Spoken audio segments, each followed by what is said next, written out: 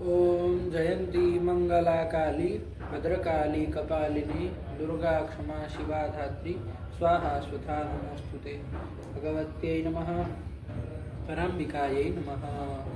चलो कहाँ पहुँचे थे बाबू हम लोग अंतिम पाठ में? ये अर्धम नपुंसकम हो गया था ना?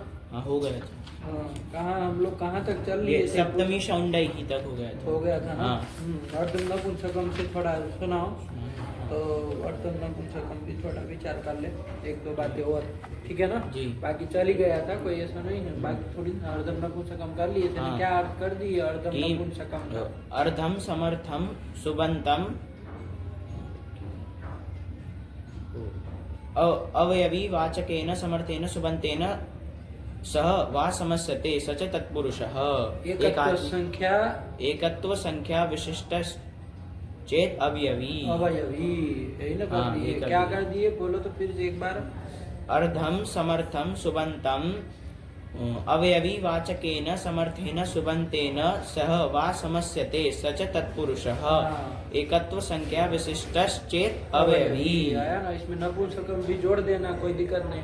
कि नपुंसकम अर्धम मतलब नित्य नपुंसक लिंगवाची अर्ध शब्द। नित्य नपुंसक लिंग जो अर्ध शब्द है उसी का न करना है, उसी का ही करना। नपुंसकम कहा है ना आचार्य ने? नहीं कहा है? देखो अर्धम खाली लिख देते तो अर्धम से ही क्या समझ में आ रहा है कि अर्धम कौन लिंग कर रहा है? नपुंसक लिंग कर रहा है। नपुंसक लिंग कर रहा है। आया कि नहीं? अर्धम कह देने से ही नपुंसक लिंग आ जाता है अर्थ। फिर आचार्य क्या कह रहे हैं? नपुंसकम पृथक ग्रहण कर रहे हैं। इससे क्या निकल के आएगा बाबू? ध्यान रखना कि नित्य नपुंसक लिंग आएगा। समझे कि नहीं समझे? जी समझे। अरे बात को समझो। सूत्रों में क्या कहा? अर्धम कहा है। अर्धम कहने से ही क्या लिंग समझ में आ रहा है? नपुंसक लिंग समझ में आ रहा है। तो फिर नपुंसक ग्रहण पृथक करना व्यर्थ था। वही व्यर्थ होके क्या बताएगा कि भाई नित्य नपुंसक लिंग जो अर्ध शब्द लेना है। आया कि नहीं? तो चलिए नित्य नपुंसक लिंग अर्ध सुबंत का अवयवी वाचक समर्थ सुबंत के साथ समास होता है। और वो एकत्व संख्या विशिष्ट अवयवी होना चाहिए। ये पूर्व सूत्र की तरह आई जाएगा। ध्यान रखना। आया कि नहीं? तो चलो ये कर लिए बढ़िया से। बैठक नहीं बैठा? समझे किस तरह से निकला है ये नित्य नपुंसक लिंग? अर्ध कैसे आएगा? क्योंकि अर्धम कहने से ही क्या हो जा रहा है? नपुंसक लिंग में नपुंसक लिंग तो अर्थ आ ही जा रहा है। नपुंसक लिंग कहना चाह रहे हो तो आ ही जा रहा है। फिर पृथक नपुंसक लिंग नपुंसकम ग्रहण करना व्यर्थ हो रहा है। वही व्यर्थ होकर क्या बताएगा कि यहाँ पर नित्य नपुंसक लिंग अर्ध शब्द लेना है।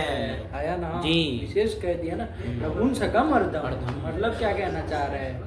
नित्य नपुंसक लिंग अर्ध शब्द लेना है। आया कि नहीं? तो चलिए अब प्रश्न सीधे सीधे क्या आएगा कि भैया कौन ऐसा शब्द है जो नित्य नपुंसक लिंग अर्ध शब्द है? आया कि नहीं? आएगा। ऐसा इसका मतलब कोई और भी अर्ध शब्द है तभी ना आचार्य ऐसा कह रहे हैं। तो आपको बता दिए पिछले पाठ में अर्ध शब्द दो तरह का है। एक तो नित्य नपुंसक लिंग है और एक नपुंसक लिंग में और पुल्लिंग में। दोनों लिंगों में चलता है। अनियत लिंगक उसको कह दे। अनियत लिंगक कह दे। आया कि नहीं? तो ऐसा भी है। तो कौन सा अर्ध शब्द है? दोनों है तो अर्ध शब्द ही। तो ध्यान रखना बाबू जो सम अंश का वाची है, समान अंश का वाची है ना? मतलब अर्ध शब्द है तो आधे भाग को आधा इस अर्थ को तो कहेगा ही। लेकिन यदि बराबर में आधा किया होगा है ना, जैसे 50-50 किया होगा एकदम से, तब तो वहाँ पर वो अर्ध शब्द जो उसके लिए आएगा वो नित्य नपुंसक लिंग है। तो ये सम अंश का वाचक जो अर्ध शब्द है वो नित्य नपुंसक लिंग है। बता दिए कि समान सवाची अर्ध शब्दो नित्यम क्लीबे। कह दिए? कह दिए। क्या बताया इसके द्वारा कि सम अंश का वाची जो अर्ध शब्द है वो नित्य नपुंसक लिंग में है। तो चलो अमर गोसादी में बता दिए। तो इस तरह का ध्यान रखना। और जो वो है ना दूसरा वाला अर्ध शब्द जो कि पुल्लिंग में भी चलता है और नपुंसक लिंग में भी चलता है, दोनों में चलता है। तो वो जो अर्ध शब्द है वो क्या आधे अर्थ को तो बताता है लेकिन वो समान सवाची नहीं है। आया ना? मान लीजिए 100 को आपने तोड़ा लेकिन 45-55 तोड़ा है ना? ना, जी हाँ। या तो ऊंचा 51 तोड़ा, तो बराबर नहीं ना हुआ, बराबर नहीं अरे हुआ। कम बेसी है ना, दोनों भागों में बांट दिए, बस ऐसे तोड़ दिए, जैसे कोई लकड़ी ऐसे तोड़ते तो फटाक से तोड़ दिए तो बराबर टूटी, ऐसा नहीं ना होता, नहीं होता। हाँ चल, लेकिन वो जो होता है तो बराबर नाप लेके एकदम बराबर का टुकड़ा करता है, तो वो समांश कहलाएगा, और ये असमांश कहलाएगा। तो समांश नहीं ना है, तो असमांश वाची मान लीजिए रहेगा, तो वो अर्ध शब्द किस लिंग में रहेगा, नपुंसक लिंग में रहेगा और पुल्लिंग में रहेगा, दोनों में रहेगा। आया ना, तो चलो ध्यान में आया नहीं आया, तो वही यहाँ पर करना है, तो अब अर्थ लग जाएगा। लग जाएगा। नित्य नपुंसक लिंग जो अर्ध शब्द है उस सुबंध का समास करना है, तो इसका मतलब कौन से अर्ध शब्द का, तो क्या बोल सकते हैं, ऐसे भी बोल सकते हो कि समांसवाची अर्ध शब्द का, यही ना, यही समांसवाची अर्ध शब्द का अवयवी वाचक समर्थ सुबंध के साथ समास होता है। ये भी कह दो, चाहे नित्य नपुंसक लिंग कह दो, बात वही की वही बात है। चलो समझे ना, समझे, तो चलो यही कर लेना बाबू कि उस अर्ध शब्द का जो नित्य नपुंसक लिंग है उस अर्ध शब्द का अवयवी वाचक सुबंध के साथ समास होता है। बढ़िया से बैठा, कोई दिक्कत नहीं है, समझ में आया। अब जब इतना जान लिए तो ये वो पूर्व वाले सूत्र से अलग सूत्र क्यों बना रहे, ये भी अर्थ तुमको आ ही जाएगा, नहीं आ जाएगा। अरे पूर्व वाला सूत्र जो था वो तो पूर्व पर अपर किसका पूर्व अपर अधर उत्तर इनका समास करता था, तो उसमें ही कोई कहे अर्ध शब्द को रख दो, तो अब तो उत्तर दे दोगे ना, दे देंगे, तो उसी में अर्ध को रख दो तो समास हो ही जाता, बाकी सब तो समान ही है, तो क्या दिक्कत हो जाती है वहाँ पर। तब तो फिर वो जो पुल्लिंग और नपुंसकलिंग में चलने वाला जो असमांसवाची बोल दो ना, असमांसवाची जो अर्ध शब्द है उसका भी ग्रहण हो जाता, उसका भी समास होने लगता, तो उसको नहीं ना कराना, नहीं उसको नहीं, अलग सूत्र बनाया। अभी इतना अर्थ अच्छे समझ लिए, तो अभी अभी उत्तर दे ही दोगे, कोई उसमें बड़ी बात तो है नहीं। चलिए, तो कर लिया ना बाबू, बेटी प्रक्रिया की नहीं आया। चलिए एक बार अर्थ बोल लोगे कि नपुंसकम अर्धम सुबंतम अवयवी वाचक। नित्य नपुंसकम कह दो तो और स्पष्ट हो जाए। नित्य नपुंसकम अर्धम समर्थम सुबंतम अवयवी वाचकेन समर्थेन सुबंतेन सह वा समस्यते सच तत्पुरुषः एकत्व संख्या विशिष्टश्चेद अवयवी। इसकी जगह नित्य नपुंसकम जगह समांसवाची ऐसे भी कर सकते हैं। समांसवाची अर्धम सुबंतम अवयवी वाचकेन समर्थेन सुबंतेन सह वा समस्यते सच तत्पुरुषः। और एकत्व संख्या और क्या और एकत्व संख्या विशिष्टश्चेत अवयवी आ गया। बढ़िया से बैठा। चलिए उदाहरण क्या दे दिए? अर्धम पिप्पल्याः अर्ध पिप्पली, यही उदाहरण दिया कि पिप्पल्याः अर्धम मतलब क्या बाबू कि पिप्पली का अर्धभाग। पिप्पली कोई औषधि विशेष से मान लो उसका अर्धभाग, लेकिन कैसा अर्धभाग? समांश अर्धभाग। समांश आया ना, समांश बराबर का 50-50 आया ना।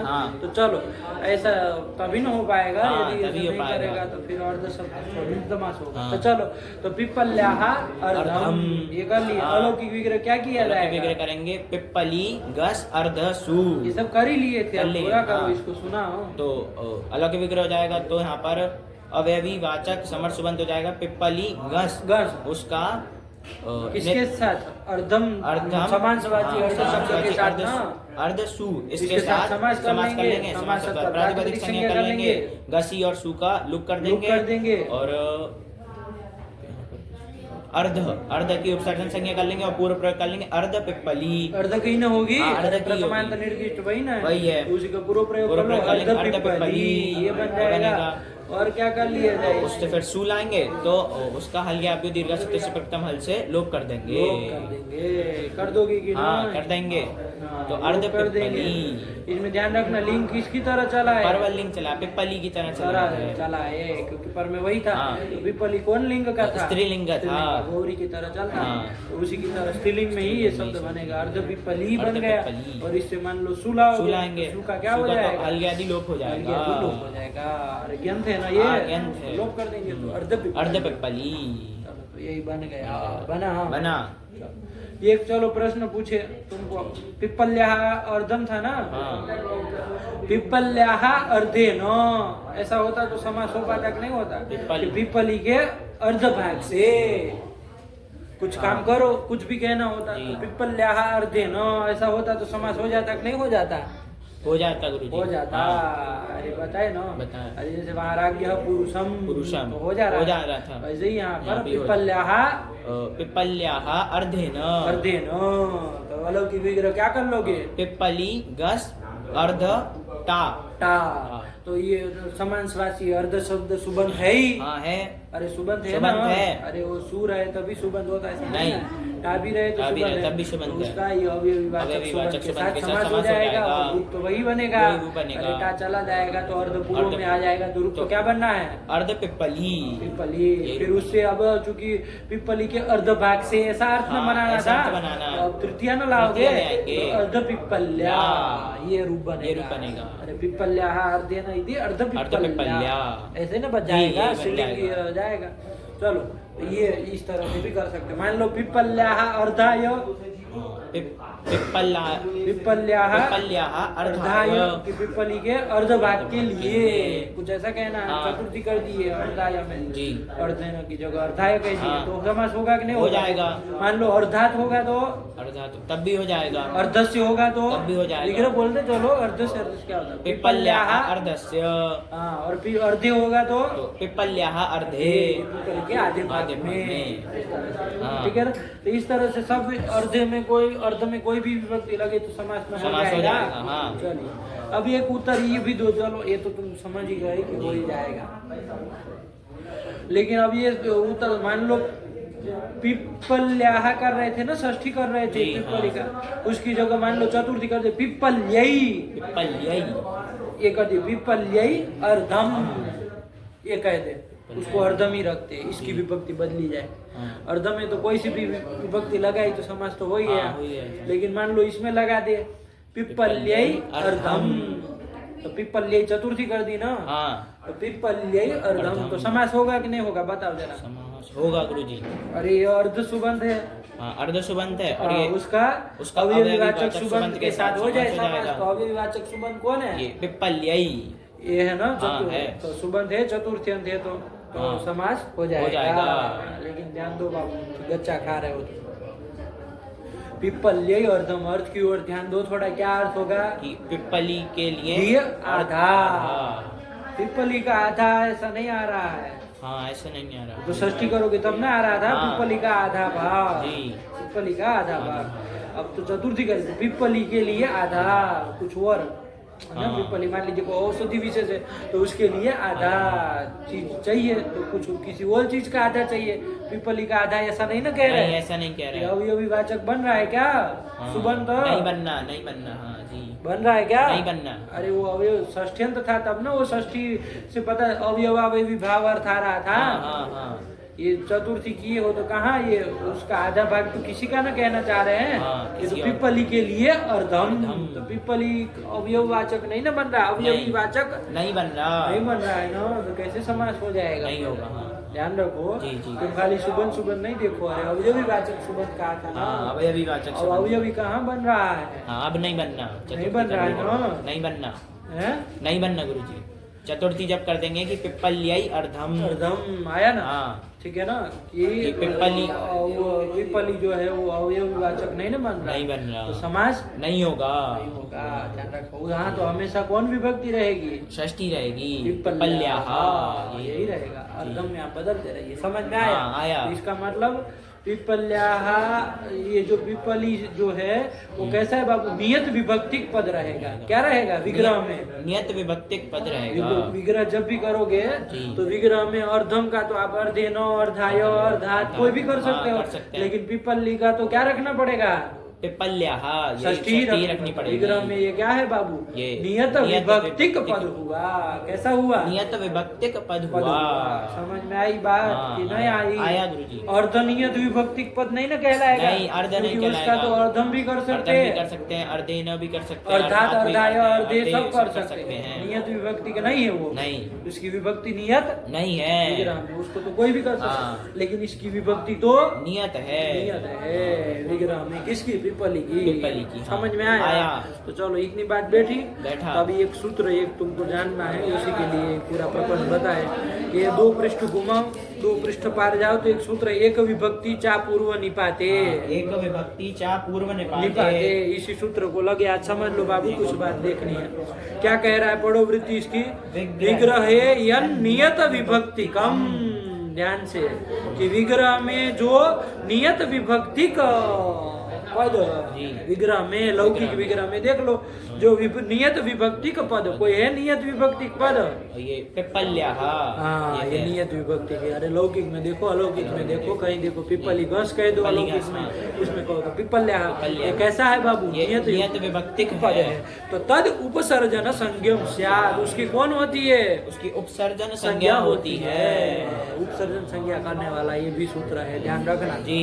एक तो उपसर्जन संज्ञा करने वाला तुमने जाना है सूत्र कौन? प्रथमा निर्दिष्टम समासोपसर्जनम। लेकिन ये भी एक सूत्र है। कौन सूत्र? एक विभक्ति चा पूर्व निपाते। समझे? अर्थ भी आया कि नहीं? कि विग्रह है यह नियत विभक्ति कम, मतलब विग्रह में जो नियत विभक्ति का पद, विग्रह में जो नियत विभक्ति का पद।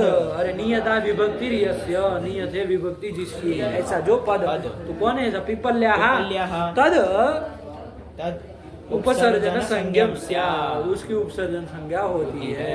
तो पिपली की उपसर्जन संज्ञा हो जाएगी। उपसर्जन संज्ञा होगी तो फिर पूर्व निपात भी होगा ना। तो आगे देखो क्या लिख रहे हैं, न तू तस्य पूर्व निपाता, लेकिन उस उपसर्जन का पूर्व निपात नहीं होगा। आया ना? अरे सूत्र में ही गए थे, एक विभक्ति च अपूर्व निपात, पूर्व निपात उसका नहीं होगा। इसके द्वारा जो उपसर्जन संज्ञा करेंगे ना, तो उसका पूर्व निपात नहीं होगा। आया। तो फिर प्रश्न क्या होगा, फिर इसकी उपसर्जन संज्ञा करने का क्या फल है भाई? अरे उपसर्जन संज्ञा आपने मान लीजिए कर दी, तो इससे क्या करना है, क्या फल है? तो फल आगे बताएंगे, ठीक। लेकिन ये सूत्र लगा कि नहीं लगा? पढ़ो वृत्ति पढ़ो। एक विभक्ति चा पूर्व निपाते विग्रह यन नियत विभक्ति कम तद उपसर्जन संज्ञम स्यात्, न तो तस्य पूर्व निपात, उसका पूर्व निपात नहीं होगा। लग गया? तो पिपली की उपसर्जन संज्ञा हुई कि नहीं हुई? इतना तो ध्यान में आया ना। अर्ध की भी हुई है उपसर्जन संज्ञा, कौन सूत्र से? उसकी प्रथमा निर्दिष्टम समासोपसर्जनम, जो कि प्रथमांत निर्दिष्ट है, इसलिए उसकी हुई थी उस सूत्र से। उसका तो पूर्व निपात हो सकता है, उपसर्जनम पूर्व से कर भी लिए, अर्ध पिपली बना भी लिए, आया कि नहीं? लेकिन ये सूत्र ने पिपली की भी क्या कर दी? उपसर्जन संज्ञा कर दी। क्यों? क्योंकि ये विग्रह में क्या था? पिपली शब्द था, इसलिए उसकी उपसर्जन संज्ञा हो गई। पूर्व निपात तो इसका करना नहीं, कोई बवाल नहीं है। लेकिन अब इसकी उपसर्जन संज्ञा करने का क्या फल है भाई? तो देखो आगे दूसरा सूत्र आ रहा है, उसको भी पढ़ लो। गोस्त्रियोर उपसर्जनस्य, आया ना? गोस्त्रियो हो उपसर्जनस्य। वृत्ति पढ़ो, अभी क्या लंबा चौड़ा खींचेंगे, हल्का हल्का समझ लो। क्या लिख रहे हैं? उपसर्जनम यो गो शब्द, कि उपसर्जन जो गो शब्द, तो यहाँ तो उपसर्जन गो शब्द है नहीं। दूसरा क्या कह रहे? स्त्री प्रत्ययांतम च, कि उपसर्जन जो गो शब्द अथवा तो उपसर्जन जो स्त्री प्रत्ययांत। देखो ये उपसर्जन पिपली है कि नहीं? और कैसा है? स्त्री प्रत्ययांत है। अरे किस गिन में से कोई किया है ना? तो ग्यंत है, तो स्त्री प्रत्ययांत है जी। तो उपसर्जन क्या अर्थ हुआ? कि उपसर्जन जो गो शब्द अथवा तो स्त्री उपसर्जन जो दोनों में लगाना है। उपसर्जन जो गो शब्द अथवा स्त्री प्रत्ययांत तदंतस्य प्रातिपदिकस्य ह्रस्वः स्यात्, ह्रस्व करने वाला सूत्र है। समझे? किसको ह्रस्व कर रहा है? कि उपसर्जन जो गो शब्द अथवा तो उपसर्जन जो स्त्री प्रत्ययांत। यहाँ कोई दोनों में से क्या है? हमारे गो शब्द तो उपसर्जन है नहीं। कौन है उपसर्जन? कौन है? स्त्री प्रत्ययांत है। कौन है वो? पिपली हुआ। तदंत कौन होगा? तदंत होगा ई। तदंत मतलब उसका अंत नहीं कर रहे, वो है अंत में जिसके। ध्यान रखो, तदंत का यदि तस्य अंत कहोगे तब तो तदंत करके उसका अंत कहोगे तो ई आएगा। लेकिन वजह नहीं कर, बहुरी करे, वो है अंत में जिसके। ऐसा कौन होगा? पिपली।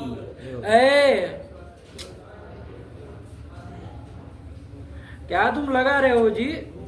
अंट संट अर्ध पिपली, ये होगा पूरा। गुड़ गोबर कर रहे हो तुम?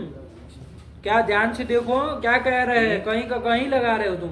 उपसर्जनम यो गो शब्द स्त्री प्रत्ययांतम च, मतलब उपसर्जन जो गो शब्द अथवा स्त्री प्रत्ययांत कौन है यहाँ पर स्त्री प्रत्ययांत है उपसर्जन। हाँ, कौन है वो पिप्पली है। पिप्पली। तदंत, तदंत मतलब वो है अंत में जिसके, ऐसा कौन है वो अर्ध पिप्पली ये है ना। तो तदंतस्य प्रातिपदिकस्य, और वो प्रातिपदिक भी है। हाँ, प्रातिपदिक भी है। प्रातिपदिक कौन हुआ अर्ध पिप्पली, यही हुआ। इसको रस्व होता है, समझे आया कि नहीं। हाँ। तो उसको रस्व करो, फिर ई को क्या कर दो, रस्व कर दो। रस्व, फिर अलोन्त्यस्य से अंतिम को ना करोगे। हाँ।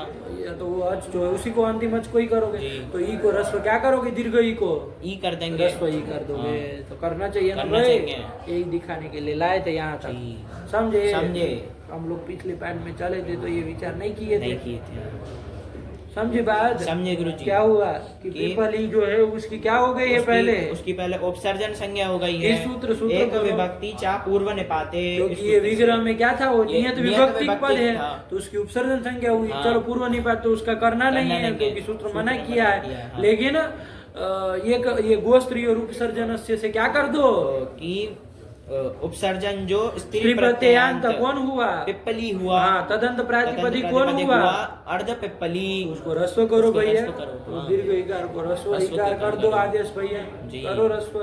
तो फिर क्यों नहीं कर रहे हो, आपने तो रूप बना लिए थे अर्ध पिप्पली, यही ना बना हाँ, लिए यही थे। बना लिए। चूल आके बस खाली लुक कर दिए कर थे, रूप दिए। बना लिए थे, रस्व नहीं किए थे। नहीं।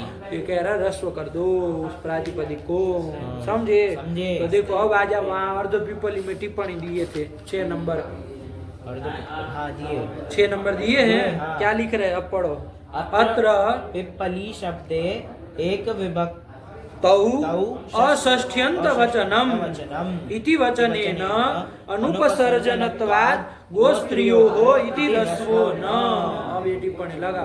अरे वार्तिक कोई लिख रहा है टिप्पणी में, क्या बता रहे कि एक विभक्तो अषष्ठ्यन्त वचनम, ये वार्तिक है कि एक विभक्ति चापूर्व निपाते से क्या उपसर्जन संज्ञा करते हैं ना, करते हैं। कि विग्रह में जो है नियत विभक्तिक पद, तो उसके लिए लिख रहा है कि वो नियत विभक्तिक पद जो आप कह रहे हैं ना, वो अषष्ठ्यंत वचनम, वो षष्ठ्यंत से भिन्न होना चाहिए, तभी उसकी उपसर्जन संज्ञा होगी, समझे। यही कह रहा है, ध्यान से। एक विभक्त मतलब नियत विभक्त, नियत विभक्ति में जो आपने नियत विभक्तिक पद की आपने क्या की, उपसर्जन संज्ञा की है, तो वो नियत विभक्तिक पद कैसा होना चाहिए, षष्ठ्यंत से भिन्न होना चाहिए, षष्ठ्यंत नहीं होना चाहिए, तभी उसकी उपसर्जन संज्ञा होगी। तो यहाँ ये नियत विभक्तिक तो पिप्पल्या है, हाँ, लेकिन ये कैसा है, ये षष्ठ्यंत है, अषष्ठ्यंत नहीं है, इसलिए इसकी उपसर्जन संज्ञा नहीं होगी। वही तो लिख रहे, यही वार्तिक है, ध्यान रखना है कि एक विभक्तौ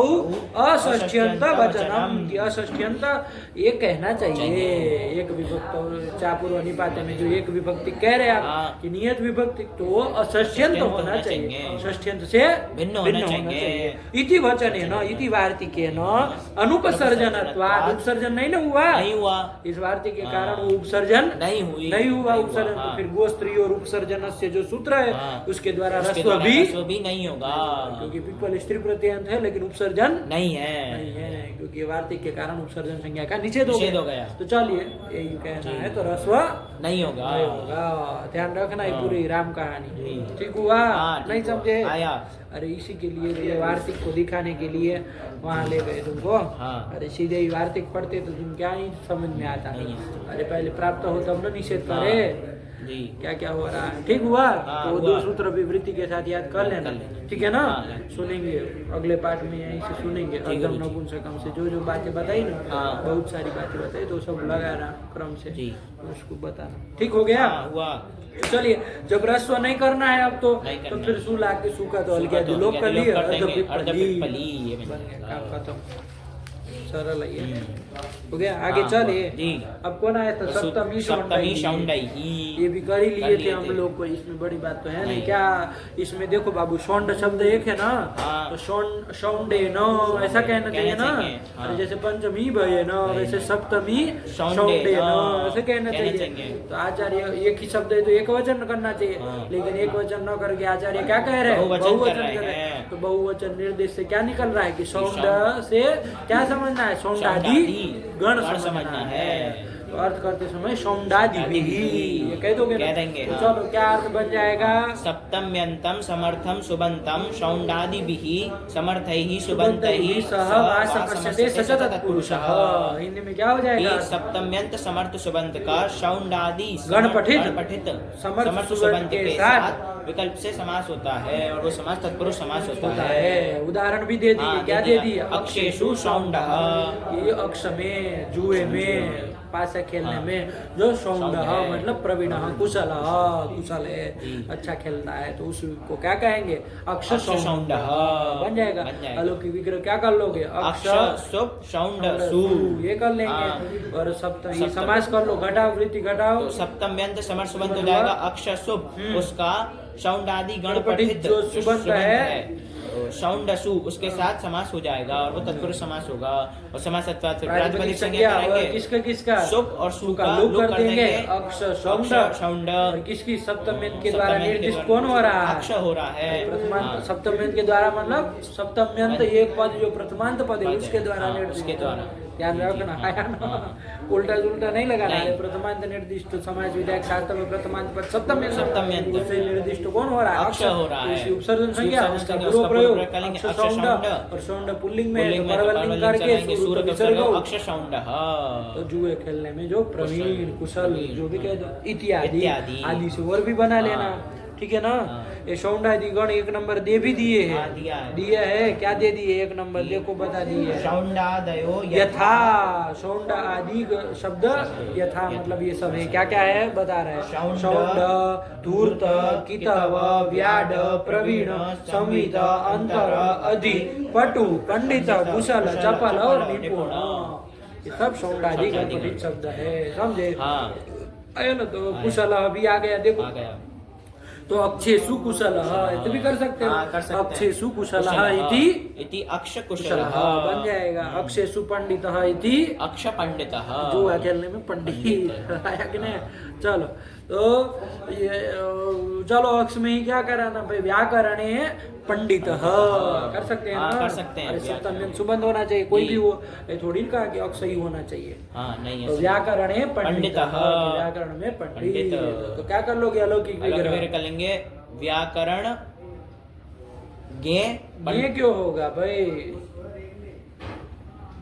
व्याकरण तो सप्तमी में गे होता है, घी होता है। हाँ ध्यान रखो, गे कहाँ होता नहीं, है? घी होता है। गे कहाँ होता है? घी होता है चतुर्थी, गे हाँ, चतुर्थी में होता है। चतुर्थी एक वचन है ना, तो फिर अरे सप्तमी है भाई, तो घी। हाँ व्याकरण घी पंडित सु ये कर लो, अलौकिक और ये घी और सु का क्या कर दो? घी और सु का ये अरे समास समास करके कर लेंगे, प्रातिपदिक संज्ञा कर बोलोगे लेंगे, तभी सब लोग आएगा कर कि कुछ सीधे समझ में सब नहीं लोग आएगा। घी और सु का लोग कर लेंगे। हाँ। और व्याकरण इसकी उपसर्जन संज्ञा पूर्व प्रयोग कर लेंगे। व्याकरण पंडित और परवलिंग चलाएंगे तो पंडित पुल्लिंग में चलाते तो सूर्य तो सर्ग व्याकरण पंडित।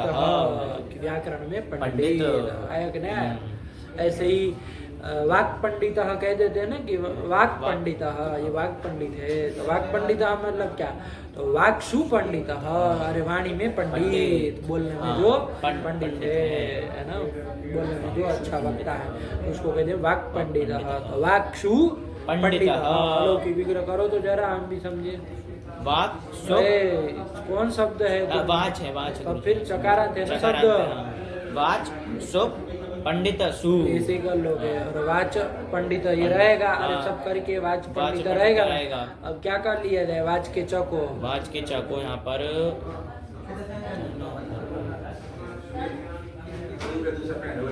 चौकुहू। अरे पदांत का विषय है ना, तो चौको से चवर को कवर कर देंगे। वाक पंडित आया कि नहीं?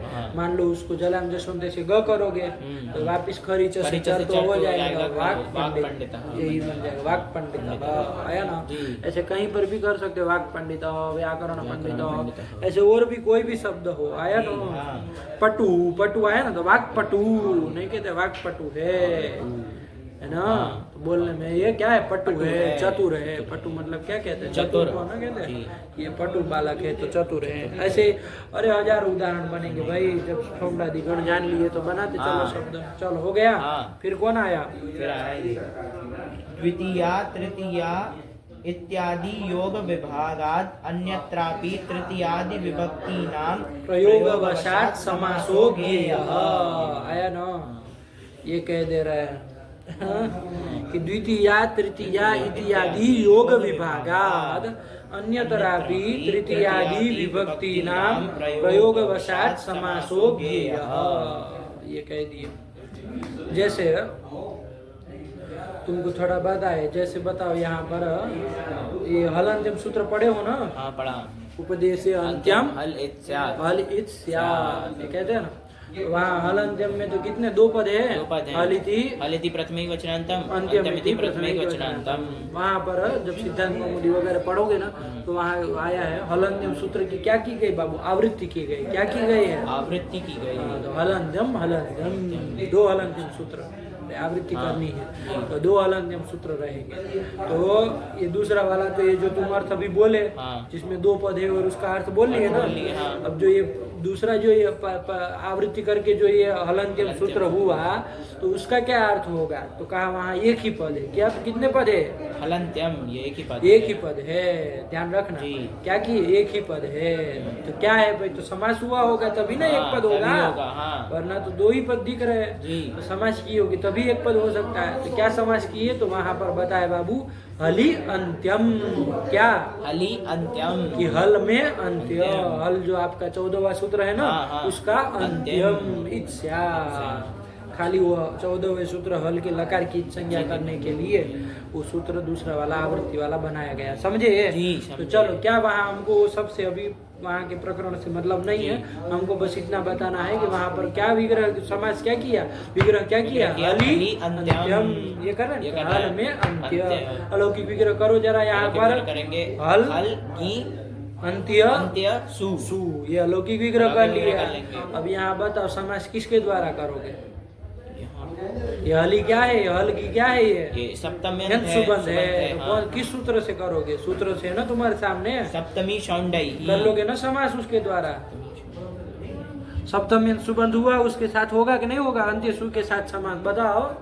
नहीं होगा गुरु। क्यों नहीं होगा? ये शौंड आदि गण में नहीं है। कौन नहीं है? अंत्य पूरा पूरा बोलो बात। तो शौंड आदि गण में ये अंत्य ये शब्द नहीं है। अंत्य शब्द नहीं आया तो कैसे समास होगा फिर? हाँ, नहीं ना हो पाएगा। समझे? समास नहीं ना हो पाएगा। तो वहाँ सप्तमी तत्पुरुष समास तो किए, कैसे होगा फिर? तो वहीं पर उसी के लिए कह रहे ऐसा यदि प्रयोग आपको मिले, है ना, प्रयोग वशात कहा है ना। यदि इस तरह के प्रामाणिक अपने मन से नहीं करना है, यदि प्रामाणिक आचार्यों का कोई ऐसा प्रयोग मिले तो वहाँ भी समास कर लेना। तो कैसे कर लेंगे भाई? तो ये लिखा देखो, शुरुआत से पढ़ो। द्वितीया तृतीया इत्यादि योग विभागा। ये द्वितीया तृतीया सब सूत्रों में आए कि नहीं आए? आए। तो उन सबका योग विभाग कर लेंगे। योग कहते सूत्र, उसका विभाग कर लेंगे कि द्वितीया तृतीया इन सबका क्या कर लेंगे? विभाग कर लेंगे। सूत्र विभाग कर लेंगे, योग विभाग कर लेंगे। यहाँ सप्तमी सौंडई में भी क्या कर लेंगे? सप्तमी अलग सूत्र, सौंडई अलग सूत्र। तो पहला सूत्र क्या बन जाएगा? सप्तमी बन जाएगा। अरे विभाग करोगे तो पहला सूत्र कौन आएगा? सप्तमी आएगा, यही बनेगा। दूसरा सौंडई ही बनता रहे अपना। तो अब जो पहला सप्तमी बना उसका अर्थ किया जाए उस सूत्र का। तो देखो क्या अर्थ बनेगा? तुम बना दो वृत्ति, बनाई लोगे सप्तम्यंतम सुबंतम। किसके साथ? सुबंतेन समर्थेन सुबंतेन सह वा समस्यते सच तत्पुरुषः। ये अर्थ बन जाएगा। समझे? समझे। अब आ जाओ वहाँ हल की अंत्य सु में। अब हो जाएगा कि नहीं समास? अब हो जाएगा। आया ना। तो क्या कर लेंगे बाबू? वहाँ सप्तम्यंत सुबंध कौन है? हल की और उसका समर्थ सुबंध अंत्य सु के साथ समास कर लो। अब तो कोई वो नहीं ना रहा पाबंदी, अब तो कर लिया जाए सप्तम्यंत सुबंध का समर्थ सुबंध के साथ। तो समास कर लिए, समास प्रातिपदिक संज्ञा कर लेंगे। और किसका लोक कर देंगे तो हल अंत्य, हल के पूर्व प्रयोग हो जाएगा। और मिला दो हलंत्य और परवलिंग की तरह नपुंसकलिंग कर लो। सुहम पूर्व रूप हलंत्यम ऐसे बनाया है। समझे? वहाँ लिखे, वहाँ पर जब वो पढ़ते हैं ना प्रौढ़ वहाँ लिख दिए सप्तमी इति योग विभागात् समासः। कि सप्तमी ये योग विभाग करने से क्या हो गया है? समास हो गया है। हली अंत्यम हल अंत्यम, ये समास कैसे किए आप? सप्तमी तत्पुरुष वरना ये अयोग विभाग नहीं करो तो हो पाए? नहीं हो पाएगा। अरे सौंडाधिकरण में अंत्य शब्द कहाँ है कि नहीं कर आया, लेंगे? नहीं ना हाँ, कर नहीं कर पाएंगे। पाएंगे। इसलिए कहा सप्तमी इति योग विभागात समास आया कि नहीं? जी। तो वही लिख रहे हैं, तो केवल सप्तमी में नहीं समझना है, सब जगह कह रहा है। हाँ, द्वितीया तृतीया, देखो द्वितीया वाला कौन सूत्र है? तो द्वितीय वाला है, द्वितीया श्रितातीत हाँ ये द्वितीय श्रितातीत पतित, बोलो द्वितीय श्रितातीत पतित गतात्यस्त प्राप्ता नहीं, पन्नैः। ये सूत्र है, तो इसमें द्वितीया का योग विभाग कर देंगे। अरे जब योग विभाग नहीं करे तब तो क्या अर्थ आ रहा है कि द्वितीयांत का इन्हीं शब्दों के साथ न हो रहा है, साथ हो रहा है और किसी के साथ नहीं ना नहीं हो हो पाएगा। लेकिन मान लीजिए किसी आचार्य का प्रामाणिक प्रयोग मिले हाँ। जहाँ पर ये द्वितीयांत समर्थ सुबंध का श्रितादि से अतिरिक्त किसी के साथ किया गया हो जी। और कोई सूत्र करने वाला न हो तो फिर यहाँ पर ये योग विभाग करके समास कर लेना। लेना। तो योग विभाग क्या करेंगे? उसका द्वितीय, ये पहला सूत्र। हाँ, और दूसरा सूत्र क्या बना लेंगे? ये श्रितातीत पतित गतात्यस्त प्राप्तापन्न, ऐसे कर लेंगे। हाँ। तो जो पहला द्वितीय बना उसका अर्थ क्या बन जाएगा? द्वितीयांतम समर्थम सुबंतम किसके साथ? सुबंतेन समर्थेन सुबंतेन सह वा समस्यते समस्यते सच तत्पुरुष। ये बन जाएगा। अब देखो द्वितीय सुबंध का किसी और मान लीजिए रहेगा तो उसके साथ भी हो जाएगा। हाँ। तो ऐसा कर लेना, समझे? हाँ। और जो दूसरा सूत्र उसका क्या अर्थ करोगे? उसका करेंगे तो ध्यान रखना उसमें द्वितीय की अनुवृत्ति ले आएंगे। हाँ। पूर्व सूत्र से द्वितीय आ ही जाएगा, तो आ जाएगा तो फिर उसका तो जैसे अर्थ कर रहे वैसे ही कर लेना कि द्वितीयांतम समर्थम सुबंधम ही प्रकृति का यही सुबंध यही सहवास समस्यते तत्पुरुष। उसका तो वैसे ही बन वैसे ही जाएगा। बनेगा, हाँ। बस एक आपको नया ये मिल गया, जी। तो वही लिख रहे। ऐसे तृतीय भी मिल जाएगा। तृतीय वाला कौन सूत्र है? तृतीया तत्कृतार्थेन गुणवचनेन, तो उसमें तृतीय का योग विभाग कर लेंगे। हाँ। तो उसका भी ऐसे अर्थ कर लेना। चतुर्थी में कौन है? चतुर्थी तदर्थार्थ बलिहित सुख रक्षित ही, तो उसमें भी चतुर्थी का योग विभाग कर लेंगे। उसका अर्थ कर लेंगे ना? कर लेंगे। क्या अर्थ कर लोगे? चतुर्थ्यंतम सुबंतम समर्थेन सुबंतेन सह वा समस्यते सच तत्पुरुष। हाँ, और पंचमी में कौन सूत्र है ऐसा? पंचमी भयेन, उसका भी पंचमी का योग विभाग कर लेंगे। भयेन दूसरा सूत्र हाँ। बना लेंगे। फिर षष्ठी में कौन है? षष्ठी, तो वो तो यही है, इसमें तो कोई योग विभाग करने की जरूरत ही नहीं, अकेला ही है जी। उसको तो कोई वैसे कोई वो था ही नहीं, तो हाँ। चलो बढ़िया है, उसमें कुछ करना ही नहीं।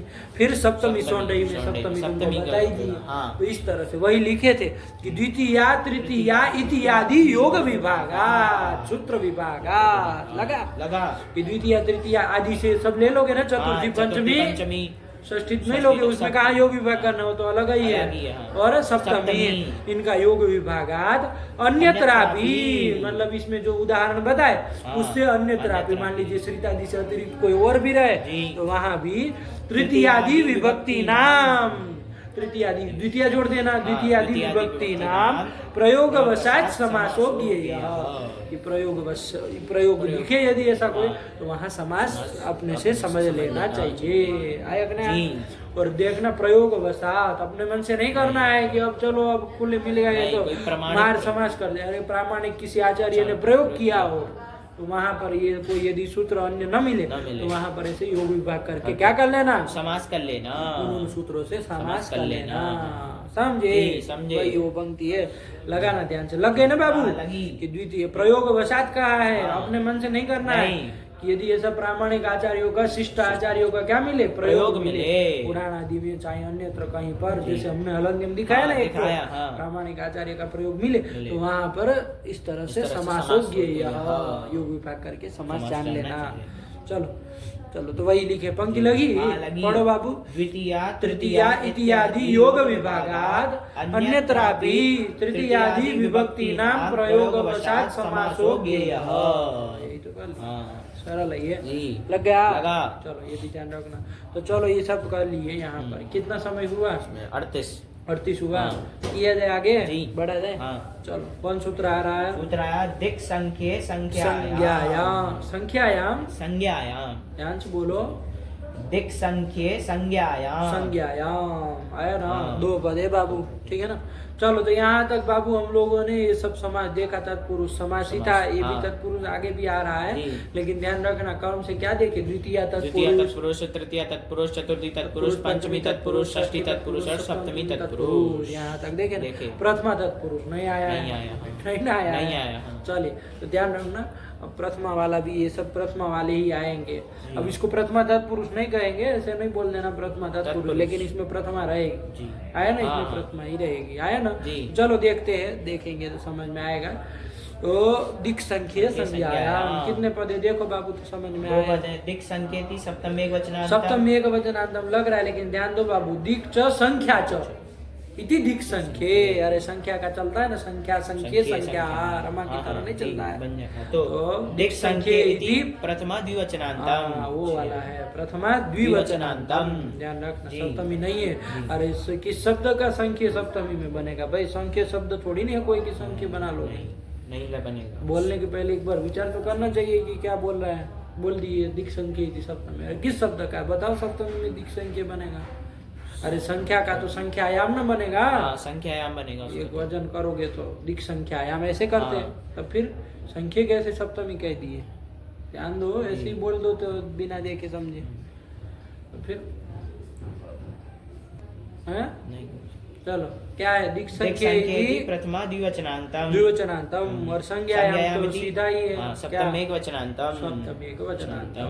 तो चलो इसमें प्रथमांत पद तो हमको मिल गया है ना, लेकिन तृतीयांत कोई नहीं ना मिल रहा है, नहीं मिल रहा आया कि नहीं? नहीं ना मिल रहा है, नहीं मिल रहा। तो चलो जितना मिला उतने से क्या अर्थ होगा कि दिक् दिक् मतलब दिशा होता है ना, संख्या तो जान ही रहे हो, तो सीधा दिक् सुबंत क्या कहूँ? दिग्वाची सुबंत, दिग्वाची सुबंत अथवा तो संख्यावाची सुबंत का समास होता है। दिग्वाचक जो पूर्वादि शब्द होते हैं ना उनका, अथवा तो संख्यावाचक जो पंच सप्त संख्यावाचक जो सुबंत है उसका समास होता है। किसके साथ होता है? नहीं ना कहा है। तो देखो ये सूत्र कहाँ का है? 2:1:50 अष्टाध्याय में निकालो तो जरा, कहाँ से अनुवृत्ति किसकी ला रहा है भाई? तृतीयांत की लानी पड़ेगी ना किसी की। 2:1:50 में चलो तो उल्टा क्या है सूत्र पूर्व में? पूर्व कालिक सर्वजरत पुराण नव केवलाः समानाधिकरणेन, समानाधिकरणेन गाढ़ा किया है, तो उसी को ले आता है समानाधिकरणेन। तृतीयांत मिल गया। तो समानाधिकरणेन सुबन्तेन सह वा समस्यते सच तत्पुरुषः, कर लेंगे, इतना हमको चाहिए था तृतीयांत। ये समानाधिकरणेन बाबू देखो तो गाढ़ा किया है, कहाँ तक जा रहा है? ये जा रहा है 72 तक। 72 कौन है? 72 लास्ट है। तो ध्यान रखना, ये समानाधिकरणेन यहाँ से लेकर के उस सूत्र में तो पढ़ा ही है, पढ़ा है 49 में, 49 है ना, 49 है। तो लेकिन 5 समाप्ति पर्यंत समानाधिकरणेन जाएगा, तो जो सब जगह समानाधिकरणेन सुबन्तेन, समानाधिकरणेन सुबन्तेन ऐसे चलता रहेगा। समझ में आया? चलो ध्यान रखना, यही बताना, छोड़ दो। अब तो हमारा समानाधिकरण आ ही गया है, ठीक। तो अब बना इसकी वृत्ति बनाओ, क्या बन जाएगा कि दिक् संख्ये सुबन्ते कर लिया जाए। दिक् संख्ये सुबन्ते, अरे 2 है ना, इसलिए सुबन्ते कह रहे, सुबंतम सुबन्ते सुबन्ता। तो दिक् संख्ये सुबन्ते समानाधिकरणेन समर्थेन सुबन्तेन सह वा समस्यते सच तत्पुरुषः। हाँ लग गया तो आया, बन गया ना, बना। अभी अच्छे से और समझेंगे, लेकिन कब होता है तो उसके लिए सूत्र में ही लिख दिया था। क्या लिख दिया? संज्ञायाम गम्यमानायाम। संज्ञा यदि गम्यमान हो उसके द्वारा क्या होनी चाहिए? संज्ञा। किसी की संज्ञा, किसी का नाम गम्यमान होना चाहिए, समझे? तो संज्ञा होनी चाहिए तभी हो पाएगा, वरना नहीं होगा। तो चलो संज्ञायाम कहा ना। अब एक बात ध्यान रखना बाबू, जब संज्ञायाम कहे ना तो संज्ञा जो है वो तो समास करके तभी ना गम्यमान होगी। संज्ञा अर्थ कभी भी लौकिक विग्रह से गम्यमान हो सकता है क्या? नहीं हो सकता। वाक्य थोड़ी ना होता है किसी का, नहीं होता संज्ञा। इसलिए ध्यान रखना, वैसे वह आ रहा है लेकिन सूत्र में संज्ञायाम ग्रहण किया है ना, इससे क्या निकल के आ रहा है कि ये संज्ञा में क्या होता है? नित्य समास ही होगा, समझ के रखना। वरना वह तो आ रहा था ऊपर से तो ले आते, लेकिन नित्य संज्ञायाम कह देने से क्या समझ में आ रहा है? नित्य समास होगा, क्योंकि संज्ञा अर्थ कभी बाबू, संज्ञा कभी भी लौकिक विग्रह से गम्यमान नहीं ना हो सकते। नहीं हो सकते। वो तो जो शब्द है वही ना, उसका थोड़ी ना लोक में ऐसे प्रयोग किया जाता है ना। अरे संज्ञा में लौकिक विग्रह थोड़ी ना, वैसे लोक में प्रयोग नहीं ना किया जाता, लौकिक विग्रह से थोड़ी ना अर्थ आता है ना। मान लीजिए किसी का नाम है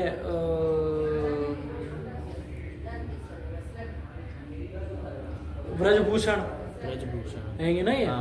तो ब्रजभूषण, ब्रज का भूषण आभूषण जो है किसी का नाम ब्रजभूषण है, तो ब्रजभूषण किसी का नाम है तो ब्रजभूषण ही कहेंगे ना। ये कहोगे अरे ब्रज का जो आभूषण है वो आओ उसको बुला के लाओ, ऐसा होता है क्या? नहीं, ऐसा नहीं होता। अरे संज्ञा में थोड़ी ना विग्रह वाक्य नहीं ना होता नहीं है। होता। तो चलो ध्यान रखना बाबू, कहने के तात्पर्य कि नित्य ही समास होगा, आया कि नहीं आया? तो चलो ध्यान, संज्ञा कह देने से समझ में आ रहा है ना? तो चलो यही कर दिए तो कोई दिक्कत नहीं, सरल है ये, कुछ उसमें तो वाह मत कहना, बस इतना ही हम कहना चाह रहे हैं, बाकी शेष बोल दो। क्या बनाया तुमने? दिक् संख्ये सुबन्ते समानाधिकरणे तृतीय न कर समानाधिकरणेन समर्थेन सुबन्तेन सह समस्यते स च तत्पुरुषः संज्ञायाम गम्यमानायाम। ये जोड़ना है ये भी ना, जोड़ना है। संज्ञायाम गम्यमानायाम ये जोड़ देना। चलो अब हिंदी में अर्थ करो इसका, थोड़ा क्या हो जाएगा?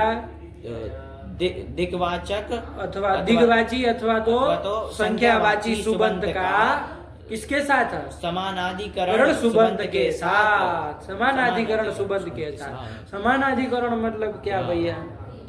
समानाधिकरण तो अरे समान विभक्ति के द्वारा निर्दिष्ट जो होता है ना, वही ना समानाधिकरण करके लेना है। आया ना? जैसे सुंदर राम, मान लीजिए हमने कहा, तो ये क्या है? सुंदर में भी कौन विभक्ति है? प्रथमांत है। और राम में भी प्रथमांत है, प्रथमा विभक्ति है। प्रथमा विभक्ति है, तो ये समानाधिकरण सुबंत कहलाएगा। राम जो है वो क्या है? समानाधिकरण सुबंत है। किसका? सुंदर का। अरे समान अधिकरण वाला, समान विभक्ति वाला, यही अर्थ लेना है, समझे? समान विभक्ति के साथ ही होगा, आया कि नहीं आया? तो वही समान अधिकरण सुबंत के साथ समास होता है। लगा नहीं लगा? हिंदी में बोलो अर्थ क्या बन जाएगा? दिक्वाची अथवा संख्यावाची सुबंत का समानाधिकरण सुबंत के साथ समास होता है, और वो तत्पुरुष समास होता है। लेकिन कब होता है? संज्ञायाम। ठीक है ना? चलो अब वृत्ति, अब आया जाए नीचे, वृत्ति पढ़े, अर्थ कर लिए ना सूत्र से। चलो फिर क्या वृत्ति पढ़ो, क्या लिख रहे हैं? संज्ञायाम एव इति नियमार्थम सूत्रम। अरे वृत्ति कुछ नहीं लिखे, बस कह रहे कि नियम सूत्र है, नियमार्थ सूत्र है। क्या नियम कर रहा है? तो संज्ञायाम एव, संज्ञा में ही होगा, तो नियम सूत्र बता रहे हैं ना। नियम सूत्र किसको कहते हैं बाबू, जानते हो ना तुम? सिद्धे सती आरभमाणो विधिर नियमाय कल्पते, इसी को कहते हैं। तो चलो पहले उदाहरण देखेंगे तो समझ में आएगा, उदाहरण की ओर बढ़े आगे, फिर उसको समझा जाए क्या नियम करता है। लेकिन सूत्र का अर्थ तो समझ में आ गया ना? आया। चलो तो एक बार बोल लो, वृत्ति बोल लो एक बार। दिक् संख्ये सुबन्ते समानाधिकरणेन समर्थेन सुबन्तेन सह समस्यते स च तत्पुरुषः संज्ञायाम गम्यमानाय। जोड़ना है इसको, सूत्र में है, इसको बार बार बोल रहे हो तुम, पहले ही बोल लिया करो। संज्ञायाम गम्यमानाय, संज्ञायाम गम्यमानायाम दिक् संख्ये सुबन्ते समानाधिकरणेन समर्थेन सुबन्तेन सह समस्यते स च तत्पुरुषः। ये हो गया। अब उदाहरण, चलो उदाहरण देखे। क्या दिया? पूर्वेषु कामशमी, ये दे रहे ना, ये बना दिए पूर्वेषु कामशमी। तो पूर्वाचासौ इषु कामशमी, पूर्वाचासौ इषु कामशमी, ये कर रहे हैं। 2 नंबर टिप्पणी देखो तो क्या लिखा है? 2 नंबर में इषु कामशमी इति ग्राम, ये इषु कामशमी ग्राम विशेष, ये किसी गांव विशेष का, किसी गांव का नाम है। क्या नाम है? इषु कामशमी, है ना? जैसे वाराणसी है ना आपका, वैसे इषु कामशमी ऐसे कोई गांव का नाम है। तो चलो, तो इषु ध्यान में आया ना? अरे तुमको इषु कामशमी क्या है? इसमें तो गांव का नाम है भाई। तो इषु कामशमी, और क्या कर रहे हैं? पूर्वा के साथ समास कर रहे हैं उसका। पूर्वा के साथ, पूर्वाचासौ इषु कामशमी, है ना? वही कर रहे। अरे जैसे आपने कहते उत्तर काशी, उत्तर काशी, अरे उत्तराचासौ काशी, उत्तर काशी कर देख नहीं करते। वैसे ही इशु काशी की जगह इशु कामशमी है, और उत्तर की जगह पूर्व है। तो पूर्वाचासौ मतलब जो पूर्वा है वही काशी, ओ इशु कामशमी है। आया ना? जो पूर्वा है वही इशु कामशमी है। एक ही है ना दोनों? यही बताना चाह रहे हैं। तो ध्यान रखो। चलो, पूर्वा च असौ, उसको चासौ बोल दे रहे हैं। पूर्वा च असौ, पूर्वा चासौ, पूर्व चासौ। अरे इशु कामशमी को तो अभी बोले ही नहीं हो, तो तुम वहाँ चासौ में अटक गए। अरे ध्यान दो तुम, इतना क्या तुम फट कर रहे हो? पूर्व च असौ, पूर्वा च असौ, ये पूर्वा च असौ, ये पूर्वा चासौ ईशु काम समी। ये विग्रह बोल रहे हो और तुम चासौ में अटके हो। चासौ चासौ चासौ चासौ 50 बार बोल चुके। पूर्वा चासौ ईशु काम शमी। हाँ, ध्यान से शब्द बोला। पूर्वा चासौ ईशु काम समी। पूर्वा और ईशु काम समी का समास करना है ना। हाँ। तो वही कह रहे कि पूर्वा जो है वही ईशु काम समी है ना। हाँ। तो चलो, पूर्वा चासौ ईशु काम समी आया ना। तो चलो, इसका अलौकिक विग्रह किया जाए तो धीरे धीरे समझ में आएगा। अलौकिक विग्रह किया जाए ना। क्या अलौकिक विग्रह कर लोगे? पूर्वा, पूर्वा सु, अरे पूर्णमा की तरह चलेगा ना। पूर्वा सु और ईशु काम शमी सु, यही तो कर लेंगे। समझ गए? नहीं समझे? अब यहाँ समास किया जाए भैया। किस सूत्र से समास किया जाए? दिक् संख्ये संज्ञाया। ठीक है। तो क्या कहा था इसने कि दिशावाची अथवा तो संख्यावाची जो सुबंत। यहाँ कोई दिशावाची चाहे संख्यावाची सुबंत मिल रहा है? तो यहाँ पर दिशावाची सुबंत मिल रहा है। पूर्वा सु, अरे दिशावाची है ना भाई। पूर्व आदि दिशा होती है ना। तो दिशावाचक शब्द हुआ पूर्वा सु। उसका किसके साथ? उसका समानाधिकरण सुबंध के साथ। तो देखो, समानाधिकरण सुबंध है ना। अरे समान विभक्ति थी ना है। यहाँ भी सु था, वहाँ भी सु है। तो समानाधिकरण सुबंध कौन हुआ?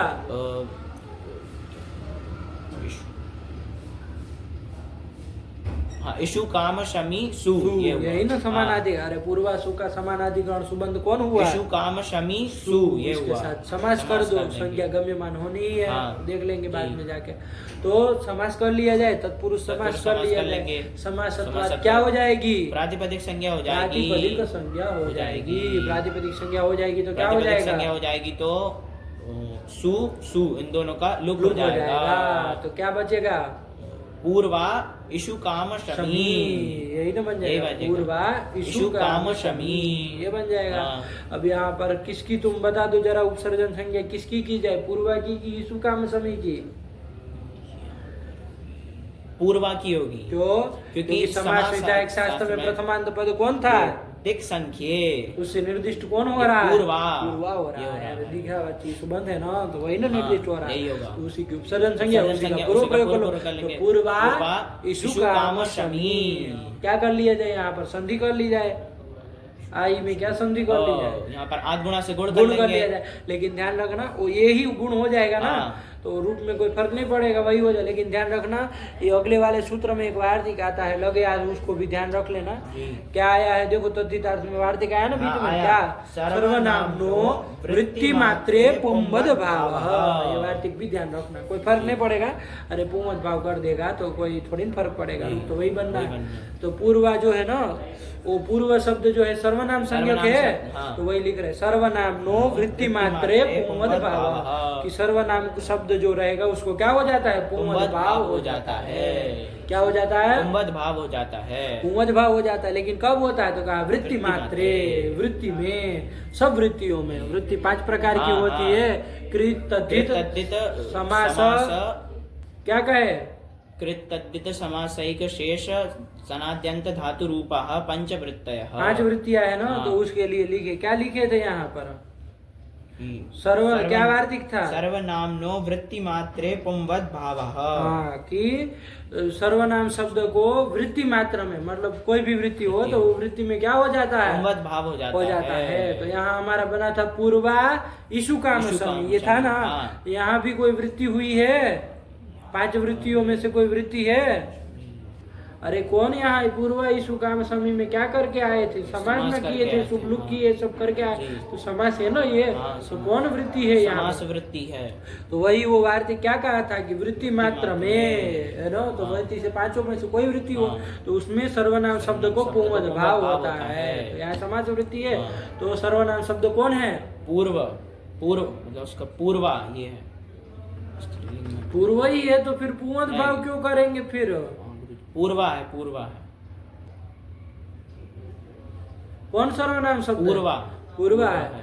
उसको क्या कर लो? उसको पुंवद भाव कर लो। पुंवद भाव कर लो। पुंवद भाव कर लो मतलब तो उसको पुंवत कर दो, पुल्लिंग की तरह चला दो। तो पुल्लिंग की तरह चला दो मतलब क्या करे, तो उसके टाप की निवृत्ति करा दो, कर देंगे। हाँ। तब न पुंवत हो जाएगा। वो टाप के कारण स्त्रीलिंग आ रहा था तो उसको हटा दो, तो हटा दिया तो पुंवत भाव कर दिया तो क्या हो जाएगा, टाप न चला जाएगा तो क्या बन जाएगा, पूर्व। तो क्या स्थिति बन जाएगी, पूर्व इशु काम शमी। अब तो काम तो वही संधि करनी है, तो क्या संधि कर लोगे, आध गुणा से गुण कर लोगे। देखो फर्क कुछ नहीं पड़ता, पूर्वा इशु काम समी में भी गुण करके यही होता है। हाँ। लेकिन जब वार्तिक आ रहा है तो ध्यान रखना, अरे कहीं फर्क पड़ सकता है ना, तो ध्यान रखना, वार्तिक याद रख। तो चलो वार्तिक लगा कि नहीं लगा, क्या वार्तिक है, सर्वनाम नो वृत्ति मात्रे पुंवद भाव। हाँ, क्या अर्थ हो जाएगा कि सर्वनाम शब्द को पुंवद भाव होता है वृत्ति मात्र में, वृत्ति में, समझे कि ना। चलो यही तो कर दिए, सरल है ये, चलो ठीक हुआ। वहाँ देखो 6 नंबर टिप्पणी वार्तिक की भी लिखी है, लोगे आज सब पकड़ ही लो। पुल्लिंगे पुल्लिंगे यादृशम रूपम तत्प्राप्ति ही। पुंवत भाव का क्या मतलब कि पुल्लिंग में जो रूप होता है उसकी प्राप्ति, मतलब वही रूप हो जाए, आया ना। अर्थात स्त्री प्रत्यय निवृत्ति ही, स्त्री प्रत्यय जो टाप आदि उसकी निवृत्ति हो, यही ना पुंवत भाव का मतलब है। तो वही बताना चाह रहे पुंवत भाव मतलब। तो चलो पूर्व इशु काम समित कर लिए और गुण कर लेंगे, और इनमें गुण ये कर लेंगे तो क्या बन जाएगा, पूर्वेशु काम समित, वही तो बन जाएगा। और सु लाओगे तो सु का तो अलग लोप हो जाएगा, क्योंकि ईशु काम शमी स्त्रीलिंग था, तो उसी की तरह चलाएंगे। पूर्वेशु काम शमी, पूर्वेशु काम शमी, यही तो बना, नहीं बना, वही बना है, समझे। ये किसका उदाहरण दिए, दिग्वाचक सुबंत का किसके साथ, समानाधिकरण सुबंत के, समानाधिकरण सुबंत के साथ समास किया गया, आया ना, संज्ञा। और ये पूर्वेशु काम शमी क्या है बाबू, संज्ञा है, आया ना, संज्ञा है, संज्ञा है। ये नहीं कहना है कि पूर्व ईशु काम समी गांव का पूर्व भाग, ऐसा नहीं कहना है, तब तो संज्ञा नहीं न रह जाएगी, तब नहीं रहेगी, तब ये समाज भी नहीं करेगा, आया कि नहीं आया, इस तरह का कोई अर्थ नहीं। ये संज्ञा ही, जैसे उत्तर काशी, तो वहाँ ऐसा नहीं ना कहना है काशी का उत्तर भाग, ऐसा अर्थ नहीं ना गम्य पाने। उत्तर काशी किसी जगह विशेष का नाम है, संज्ञा है, उत्तर काशी, ऐसा नहीं ना इस काशी का जो उत्तर भाग उसको कह दी उत्तर काशी, ऐसा नहीं ना। उत्तर काशी अरे इधर नहीं पड़ता है, ये किधर पड़ता है, उधर उत्तराखंड में पड़ता है उत्तर काशी, तो ये थोड़ी ना काशी का कोई उत्तर भाग है, ऐसा नहीं है। वहाँ उत्तर काशी किसी जगह का ही नाम है, संज्ञा है। तो वैसे ही पूर्वेशु काम समी है, आया कि नहीं आया। तो चलो किसी जगह विशेष का नाम है, हो गया। तो चलिए यहाँ पर संज्ञा गम्यमान थी तो हमने समास कर दिया, समझे। और ध्यान रखना बाबू एक चीज, चलो दूसरा संख्यावाचक का भी देख ले, फिर बात देखते हैं क्या है। कौन दूसरा दिया संख्यावाचक का उदाहरण, सप्तर्षयः, सप्तचते ऋषयः, 7 ऋषि है ना। कोई सब कोई भी 7 ऋषि होगा तो उसको सप्तर्षि नहीं कहते हैं, गिनाए हुए हैं, उसी की संज्ञा है। कोई 7 ऋषि परिगणित है, विश्वामित्र आदि 7 ऋषि क्या है उसको परिगणित है, उनको ही कहते हैं सप्तर्षि। कोई भी 7 ऋषि बैठे हो तो उसको सप्तर्षि नहीं कहते। तो ध्यान रखना, कहने का तात्पर्य ये संज्ञा है, संज्ञा गम्यमान हो रही है, तो वही करना है। तो करो ना बाबू, सप्तचते ऋषयः, सप्तचते ऋषयः, ठीक हुआ। तो चलो अलौकिक विग्रह किया जाए, अलौकिक विग्रह करो, क्या कर लिया जाए। सप्तन शब्द है, नकारांत होता है, नांत होता है, पंचन, सप्तन, दसन, ये सब क्या है, नांत शब्द है। तो इसलिए अलौकिक विग्रह बोलते समय तुमको कितनी बार कहे कि खाली इतना नहीं बोलो। सप्तन सु, सप्तन सु, ऋषि जस, अरे सप्तन सु क्यों करे फिर, अरे ये सप्त पंच ये सब शब्द नित्य बहुवचनांत होते हैं, पंचन शब्दों नित्य बहुवचनांत कहते हैं, वैसे ही सप्तन शब्दों भी नित्य बहुवचनांत, तो कभी सु नहीं न रहेगा। तो सप्तन जस ऋषि जस, यही होगा, आया ना।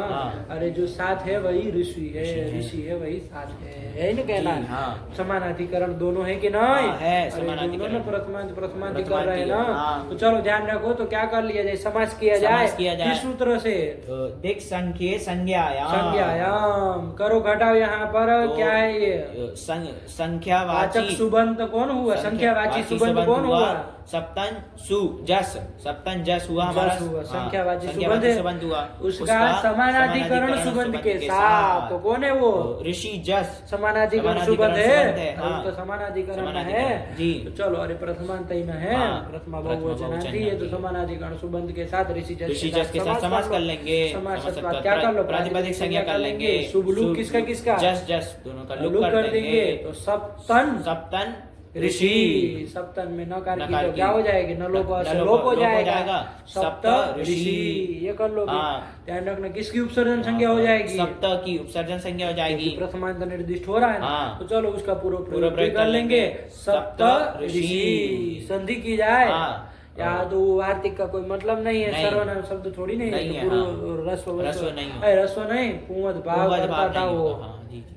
पुंवज भाव नहीं होगा। सब तुम्हारा चलता है, कुछ ध्यान वान देते नहीं हो। सर्वनाम शब्द नहीं है, हाँ, तो पुंवज भाव नहीं ये कोई होगा। बात ही नहीं है। तो चलो सप्त ऋषि में क्या किया जाए? संधि की हाँ, जाए। वो कौन? आद गुणा से गुण कर लेंगे, और रिको अर कर और देंगे, कर देंगे। सप्तर्षि बन जाएगा। बन जाएगा। और बहुवचन में क्या हो जाएगा? जस जस करके करके सप्तर्षयः, हरयः की तरह सप्तर्षयः सप्तर्षयः बन जाएगा ना। और इसमें सप्त ऋषि था ना, हाँ। उस समय तुम ये सप्तर्षि आद गुणा लगा दिए, हाँ। लेकिन वो प्रकृति भाव भी करना हो तो कर सकते हो ना, कोई सूत्र गया है ना। वो हाँ, वो ऋत्य का भृत्य का, हाँ। पदांत अक को क्या हो जाता है? पदांत को रस्व होता है, हाँ। रीत परे रीत परे रहते रहते, जी गुरुजी। और रस्व करने के कारण स्वर विधिर न कहते हैं, रस्व हाँ, विधि रस्व सामर्थ्य विधि सामर्थ्य न स्वर संधि। तो स्वर संधि फिर नहीं नहीं करेंगे, करेंगे, हाँ। तो ये पदांतक है कि नहीं? देखो सप्त का जो है वो, हाँ, पदांतक है। अरे अंतर्वर्ती अंतर्वर्ती विभक्तिमान विभक्तिमान के है। पद है, पद तो है, पदांत पदांत। कौन हुआ? अ हुआ, उसको रस्व उसको रस्व कर दो। अ को रस्व कर दो। रस्व कर देंगे। रीत रस्व रिकार पर में पर है में ही। है ही।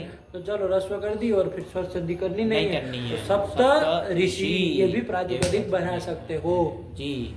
सप्तर्षि ही नहीं, सप्त ऋषि ऋषि। विकल्प से करना। हाँ, विकल्प तो से सप्त करना। ऋषि ये भी प्रातिपदिक प्रातिपदिक बनेगा। बनेगा। तो मान लो फिर उससे जस ला के रूप क्या बन जाएगा? सप्त सप्तर्षयः ये भी बना बन सकते जाएगा। हो। समझे? हाँ, समझे, नहीं समझे? समझे। ये भी कर सकते हो। और जब आदि गुण लगा दोगे तो सप्तर्षि सप्त- प्रातिपदिक हाँ, बन जाएगा। सप्तर्षि बन उससे जाएगा। जस लागे तो उसका सप्तर्षयः, वही तो बनाया है, सप्तर्षयः। सप्तर्षयः। ये भी क्या है बाबू? संज्ञा है। संज्ञा है। विश्वामित्र आदि जो 7 ऋषि सात है, ऋषि हैं। उन ऋषियों की क्या है? ये? संज्ञा है। और किसी को नहीं कहा जाता। मान लीजिए कोई ऋषि 7 और कोई 6 और रहेंगे, 7 रहेंगे, जी। तो उसको सप्तर्षि नहीं कहेंगे। नहीं कहेंगे। इसका तात्पर्य नहीं 7 ऋषि को कोई भी होगा तो उसको कह देंगे संज्ञा।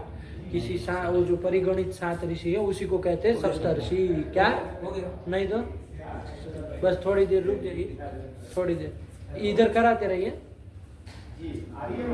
हुआ? हाँ, तो ये हुआ। संज्ञा तो सप्तर्षयः सप्तर्षयः। बन जाएगा ना। हाँ। चलिए फिर क्या आया? फिर आया अरे क्या समय हो गया भाई? समय 1-6। 1-6 हो गया। हाँ। तो चलो सप्तर्षयः बन जाएगा। उदाहरण आ जाएगा। हाँ। तो ये दोनों उदाहरण देख लो। अब ये नियम सूत्र ये सब क्या बताया था, वो सब उसका फल क्या है, नियम सूत्र कैसे बन रहा है, वो सब बाद में देखेंगे। लेकिन सूत्र, उसकी वृत्ति वृत्ति और और 2 उसका उदाहरण हाँ। आ गए ना। जी, आए। ये सब बढ़िया से कर लो अच्छे से यहाँ जी पर। गुरुजी। तो चलो आज थोड़ा कम ही चल पाया। वो अर्धन नपुंसकम भी था ना, 2 हाँ, सूत्र उधर आगे के आगे के बताने 2 थे। सूत्र, हाँ। तो चलो वो सब करके आना, तो ये सब सुन के फिर तब आगे जी। चलाएंगे। समझ में आ गया? हाँ, आया। तो कोई भी चीज नहीं समझ में आए तो घबराना नहीं, बिल्कुल बताया जाएगा। हाँ। परेशान नहीं होना, ठीक है? दिन में भी कभी आके पूछ जी सकते गुरुजी। हो। तो चलो भगवते नमः, पराम्बिकायै नमः। अस्तु।